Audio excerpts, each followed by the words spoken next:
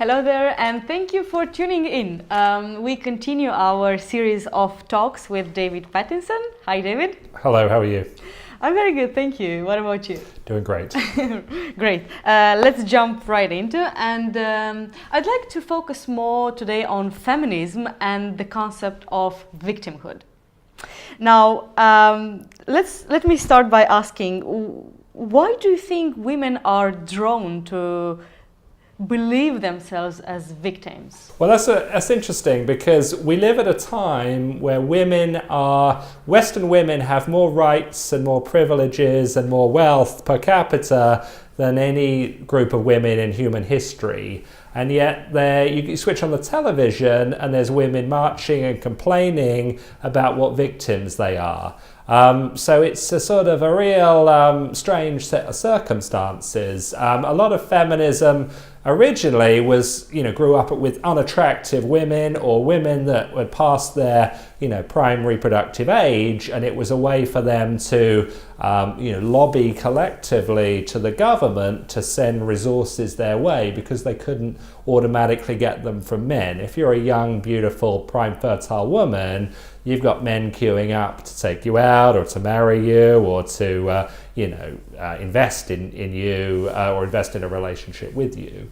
Women that don't have those, in that age group or don't have the natural beauty, they don't have those perks from men. So feminism originally grew up around this culture of, disadvantaged women, were owed wealth from men through taxation or through welfare. And, it's just grown and grown and grown. Educated, attractive women have now jumped on the bandwagon because they see the benefits. They see the benefits to women through things like no-fault divorce or through alimony payments or child custody payments, which are hugely one-sided. And, they profit from victimhood. So if you're a victim, you're making money, you're benefiting from it, rather than saying, I'm a woman, I've got all these rights, I've got all these privileges, I've got all these freedoms, let me go out and make the most of my talents and my hard work and my ingenuity and build wealth and success that way. That's what a lot of men do, and it's what some women do as well. But the group of women that are invested in feminism are trying to do the same thing through victimhood, and it's hypocrisy, really. Can you please draw for me the profile of a feminist? Well, originally it was an unattractive woman, like I said. Now, of course, you've got this band of women like Meghan Markle and Keira Knightley and Emma Watson. These are young, beautiful, attractive, wealthy women with the world at their feet. And, they're glomming onto feminism because they see it as giving them kudos and gravitas, in the public sphere. And it's also helping them grow a fan base. I mean, you see these Hollywood women like Taylor Swift talking about what a victim she is. How many more beachfront mansions do we need to buy for Taylor Swift before she can feel like she's not a victim, when you're a multi-millionaire as a female, I'd say you're probably doing all right. But as part of the female collective, they want to sort of, feel like, or have other women think that, they're one and the same, even though they're not remotely so. So it's, it's just a lot of hypocrisy. But what this is leading to is an unequal justice system, like we've talked about, and it's also leading to men withdrawing from women. Women, through feminism, have tried to get advantages for women or for themselves. By skewing the social contract towards women, but they haven't anticipated that men would react to that. And, by being less invested in relationships with women or not being interested in marrying women. And so this is why we've had this sort of societal breakdown of gender relations. And, I think it's very sad, and I want to get gender relations back on an even footing. And, we have to call out the double standard through feminism. I mean, if a woman is giving value to a man, then she can benefit from that. But, if she's not bringing much value to the man and she's taking a lot of value from the man, men are going to say, well, is this, why am I getting involved in this sort of stuff? And that's, that's kind of the state of affairs we're in at the moment. Talking about the state of affairs that we are at the moment, taking into consideration the fact that nowadays women have way more rights than they had, let's say, 100 years ago, would you say that they are more fulfilled and happy now? Well, not only do they have more rights than they had 100 years ago, they have more rights than men have. That's the situation.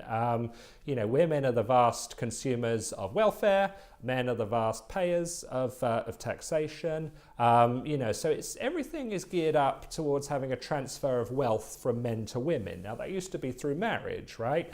But as men realize that this is not a good deal anymore, they're withdrawing from marriage. So society says, or feminism says, okay, well, how do we get resources transferred from men to women if men aren't marrying women? So we have to do it through government force. We have to do it through false accusations. We have to do all these trumped up rape and sexual assault charges where it's like, oh, he tapped me on the shoulder, therefore he's a criminal. I mean, there was a case up in Scotland at the end of last year where some girl accused a guy of rape.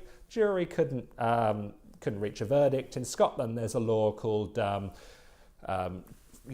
couldn't decide, basically. I can't remember the specific name of it, but it's jury couldn't make up their mind that he was guilty, so he's free to go, basically. So the woman decided, therefore, to sue this guy in court for rape in a civil court. So she wants to get cash from the interaction or the bad experience, even though a court of law couldn't say that he committed a crime. So you look at this Cristiano Ronaldo case from Las Vegas from 2009. The woman suddenly decides she was raped, decides to come forward 10 years later when he's worth like 300 million, and wants to pursue a case through the civil courts for cash. So traditionally, women would get romantically involved with men and say, okay, because I'm romantically involved with this man, I can earn money through the man or through the benefit of the man. But now, women will have the romantic relationship with the man.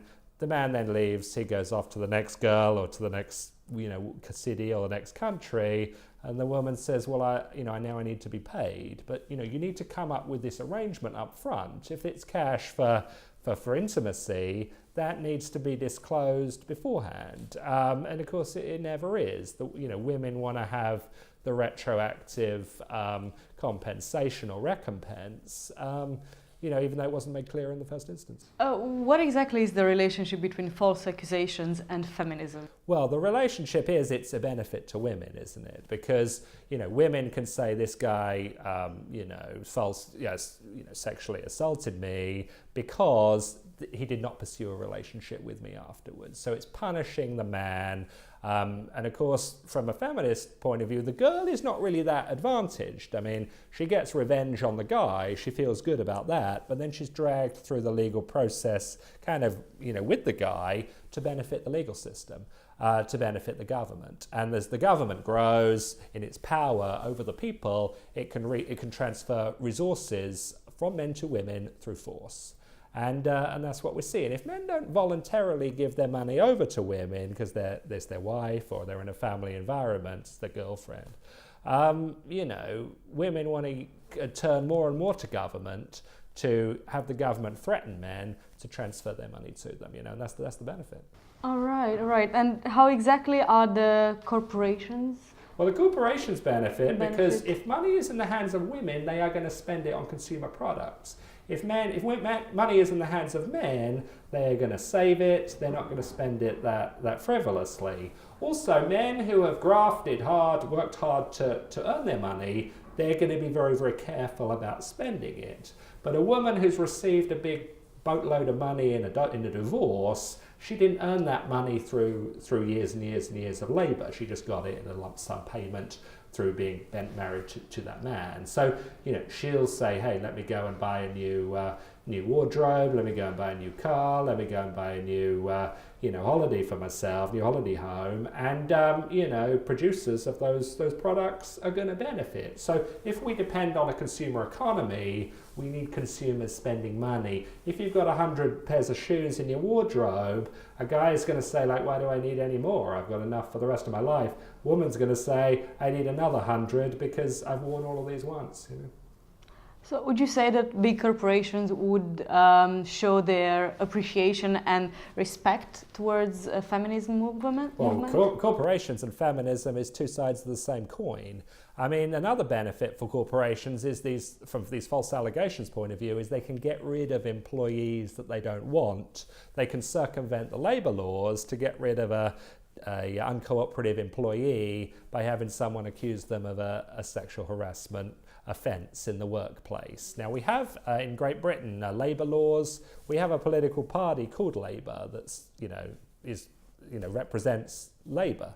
And that's why it's called Labour. But of course, when it comes to these sexual harassment or these false allegations in the workplace, sexual harassment lawsuits or the Me Too movement, Labour, instead of standing with Labour, they say, oh yeah, we've got to believe the woman, 100 times out of 100, and they totally pander, and it's incredible, really. If you have labour laws where people have to be respected for the labour that they provide, and they have to have a contract of employment, and there's penalties for dismissing that individual, they need to be respected, and they can't just be washed away by some frivolous accusation from a woman who felt uncomfortable through some sort of offhanded comment.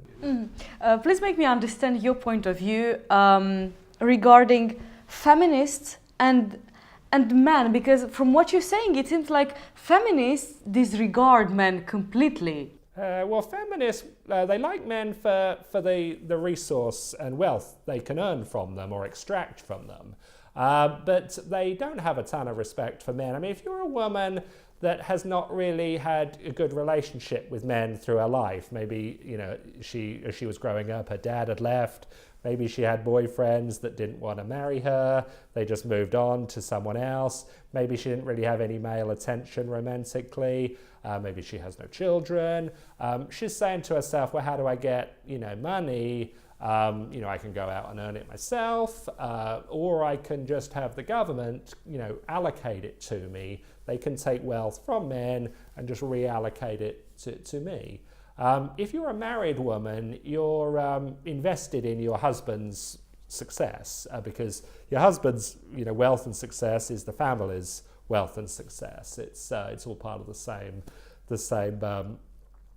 chunk of money. But if you're unmarried, and there's more and more women now that are unmarried, I mean, as not only do we have a decline in the marriage rate, but we have a delay in people getting married. So it's created this political movement of unmarried women. It just grows and grows and grows.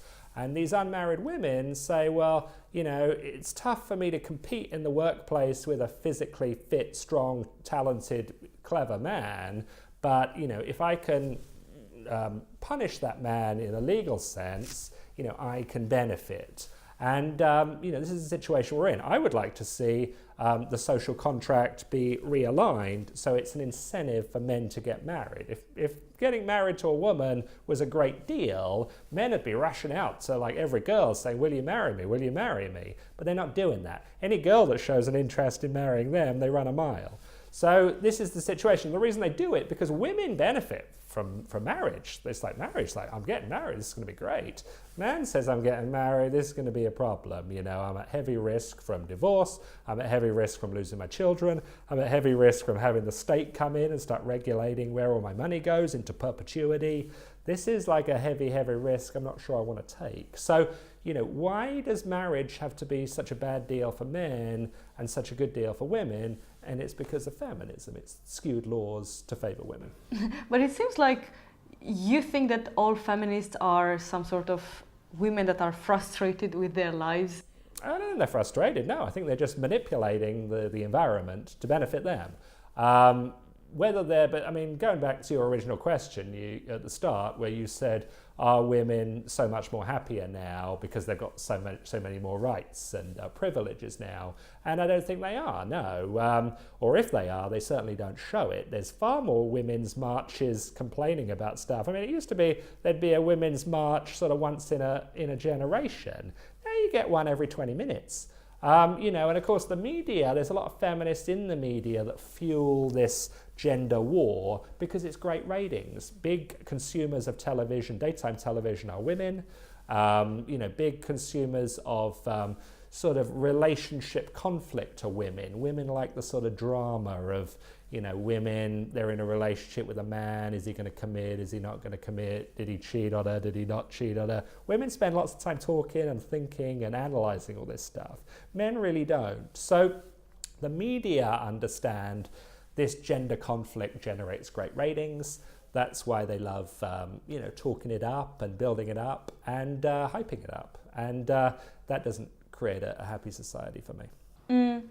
So would you say that media and celebrities, they fuel this idea of feminism and victimhood? Yeah, they fuel it. I mean, from a celebrity's point of view, it's total hypocrisy because they're not victims in any way. I used to live in California and I used to hear a lot of stories from actresses in California complaining about the intrusion of the press and the invasion in their private lives. Yet they never moved out to to Montana, to the mountains, to total seclusion. They moved into a new massive mansion in the Hollywood Hills, and they got the press round to film it.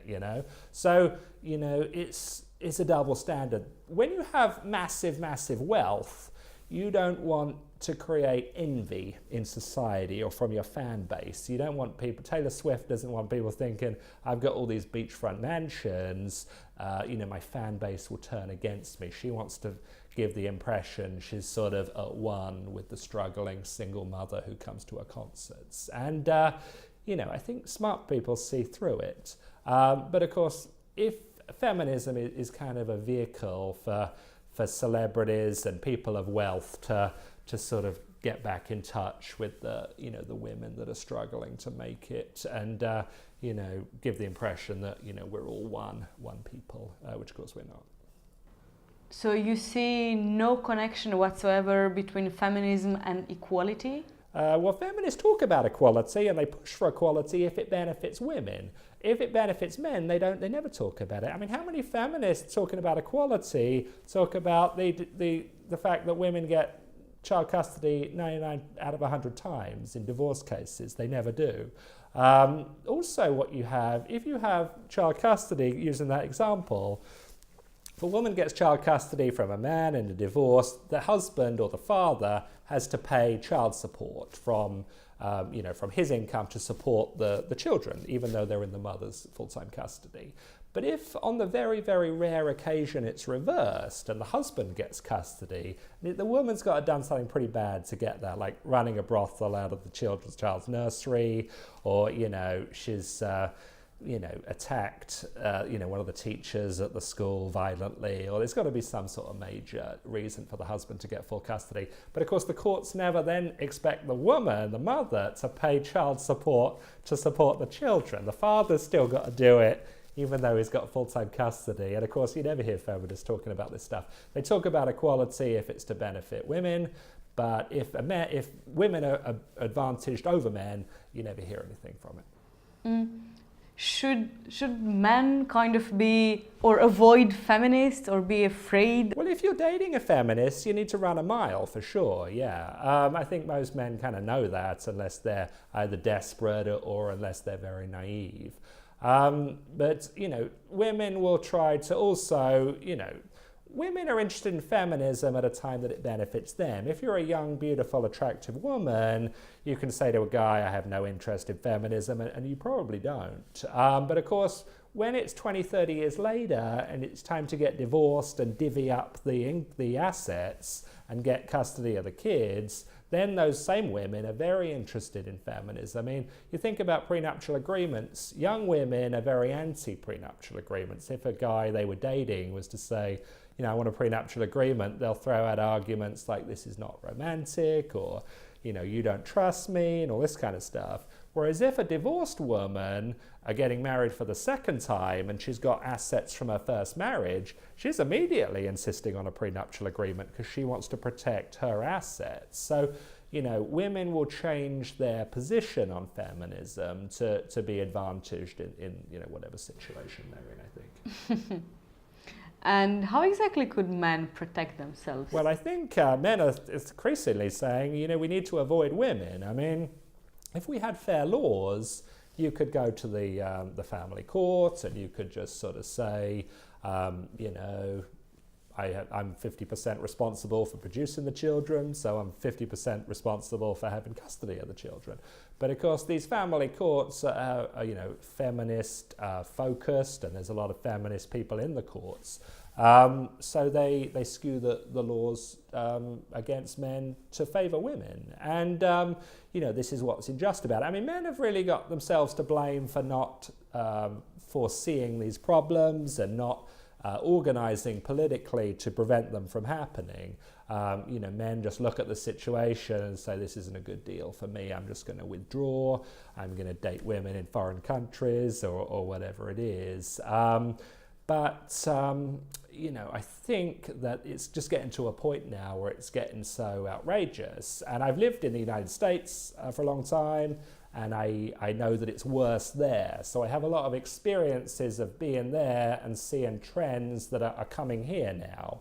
I mean, we're about, I'd say, 5 or 10 years behind where they are in terms of feminism. And, the things like, I got so many crazy stories, but things like laws where men who cannot pay child support go to prison.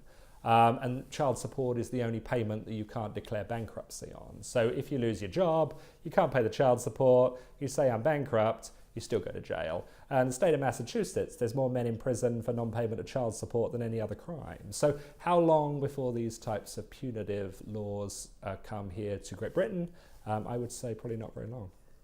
So the British law are more favourable towards men than the less American hostile ones? to men. Less hostile, not more favourable, less hostile. American laws are more hostile to men than British laws, but British laws are catching up. Mm-hmm. And do you think it's really possible in the future to change the law? Well, it's always possible to change the law, but we need to elect... Like how practical it is? Yeah, it's totally practical. I mean, it can happen. This is what I'm trying to do. I'm trying to speak out against this stuff. If I speak out against it, other people speak out against it. Society as a whole bands together and says, yeah, this is crazy. We've got to change all this. And, over time, I'm sure it'll happen. But the seeds of doing that it's already starting. It's men withdrawing from women. It's the marriage rate declining. I mean, we used to have 400,000 weddings in Britain each year with a smaller population. Now we have 200,000 weddings in Britain each year with a bigger population. How much longer do we need to go? Do we need to get to 100,000 a year, 50,000 a year, 10,000 a year, 5,000 a year? If we get that low, then women are going to say, we've got to do something to get men back to the table. So, it's probably only a matter of time. Do you think women are agreeing with your view on feminism? I think they're probably agreeing, but I don't think they're going to be marching down Parliament Square to make any changes. I mean, if women get legal benefits that they think benefit them, they're going to want to maintain those benefits. But what they don't anticipate and really understand so much is men's reaction to them.